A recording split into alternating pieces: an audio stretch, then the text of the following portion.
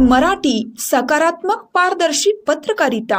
आनंदा लिगाडे, राहणार वाडीगर चौपाटी मागे पवारमाळा, पंचशीलनगर, सांगली, वार्ड क्रमांक 11 मध्ये राहतो। मी एक काँग्रेसचा कार्यकर्ता आहे। माझा काँग्रेसला पाठिंबा आहे पूर्णपणे। मी गेले 19 वर्षे ते 20 वर्षाच्या वरती काँग्रेसचंही काम करत आलेलो आहे।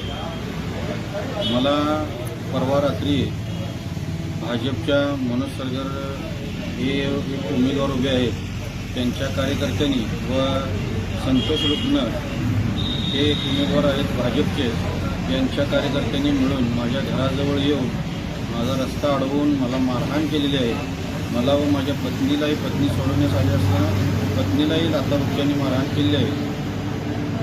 तरी प्रशासनानं याच्यावरती कडक कारवाई करावी असं मी प्रशासनाला विनंती करतो। आणि मला जरी 17 तारखेनंतर माझ्या जीवाला बरं वाईट झालं तर ह्याला जबाबदार ज्या लोकांनी मारहाण केलेले आहेत हे जिम्मेदार असणार आहेत, हे कारणीभूत असणार आहेत। मी असं आपल्या माध्यमातून सांगू इच्छितो।